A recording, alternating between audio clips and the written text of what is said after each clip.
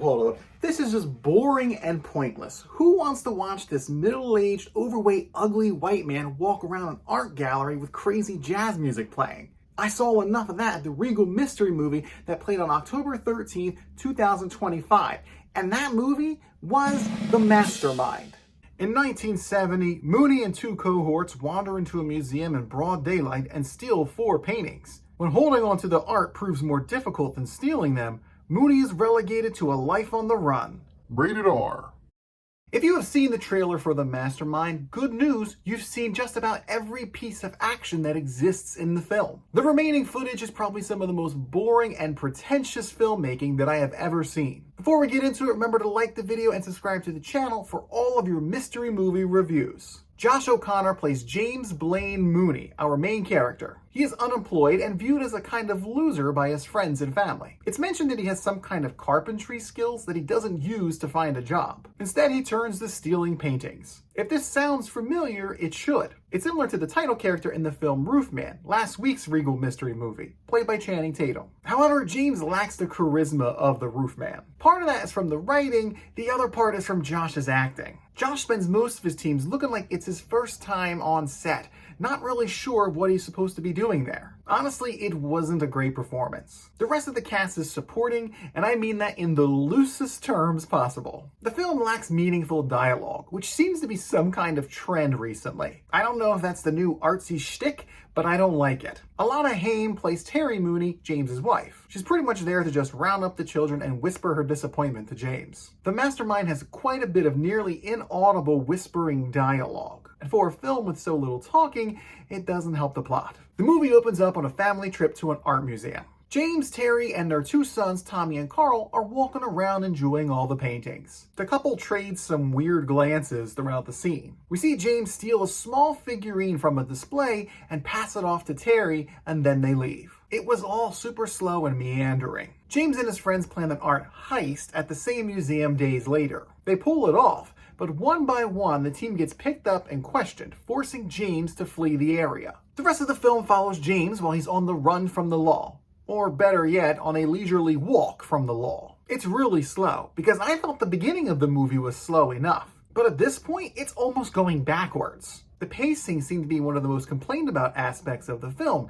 and that's because it's awful. Every scene is extended in some way. It doesn't matter what's happening in it. Whether characters are talking, walking, driving, or eating a sandwich, you're gonna see all of it. And it was a drag. There's probably about 30 minutes of meaningful content throughout the entirety of The Mastermind. It feels like a short film that was overextended to 1 hour and 50 minutes. For example, there is a scene where James is putting 4 paintings and a box into a loft. There are 2 camera angles, one on the ground floor and one at the top of the loft. Now remember, we are seeing all of this action without any cuts. First, James pulls the big, huge box out of the trunk of his car. He sets up the ladder. We see him unpack 2 of the paintings. Then he climbs up the ladder and puts the 2 paintings in the loft, one by one. Then he climbs back down. The camera switches between the lower angle and the upper angle throughout the scene. Then he repeats the whole process again, unloading 2 paintings from the box, climbing up the ladder,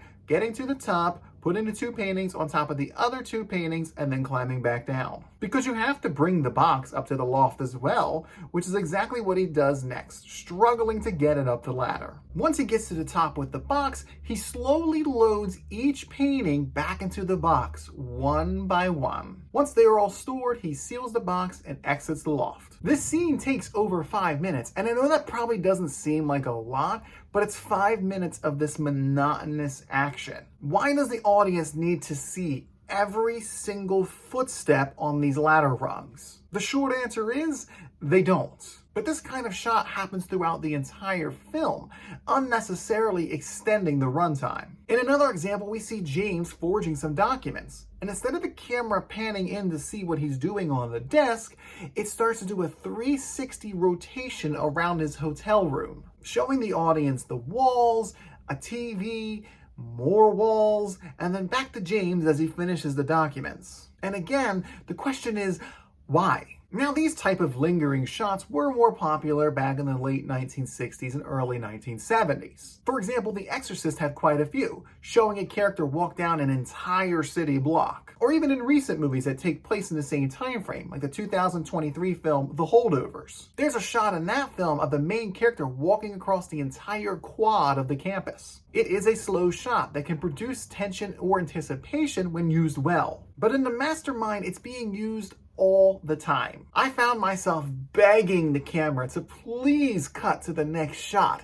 but it just didn't happen. But there is a silver lining in all of that bloated filmmaking, a very thin silver lining, and that is the 1960s aesthetic. The movie looked like it could have been a historical piece. There's a certain aged grain look to it. The costuming, the cars, the locations, they all felt genuine to the timeline, which is nice since we're spending an eternity looking at it all. The production team did a great job recreating this time period fully, a small positive for the movie. Another aspect of the film that I enjoyed that some people hated was the score. It's basically improvisational jazz. It felt like there was a jazz quartet in the theater with us playing along with the film. As someone who enjoys jazz, I didn't really mind it that much, but it wasn't always a perfect fit. The opening scenes of the family museum visit had this upbeat tempo that completely clashed with the visuals. There was nothing happening that warranted that type of music. It was just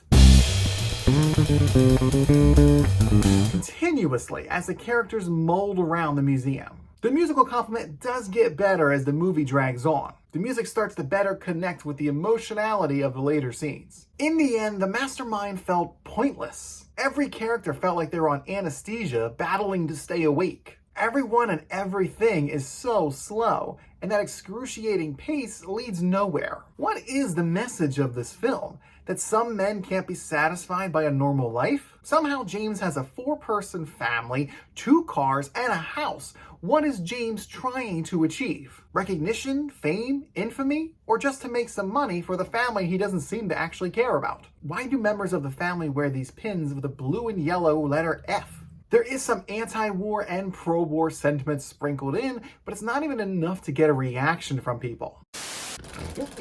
Whoa.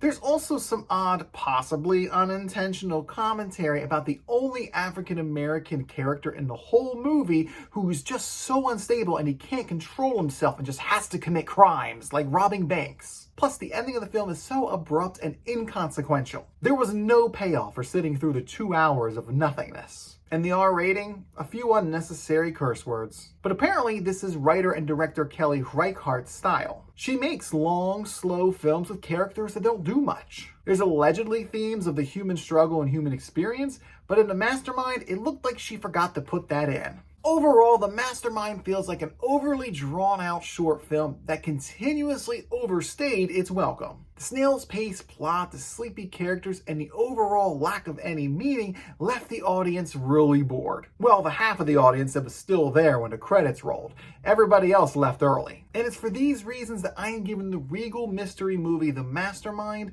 the mind-numbingly dull score of 2 out of 10. I think that might just be my lowest score ever. The 1970s aesthetic and the quirky jazz music are the only saving graces for this nearly 2-hour-long heist film. But enough about my gripes. What did you think of the Regal mystery movie, The Mastermind? Sneak into the comment section down below and tell me what you thought. And I promise that if you subscribe now, there will be better movies to talk about in the future. Thanks for watching, and I will see you next week. Wait, no, you know what? How about I give you some more of that art? Enjoy!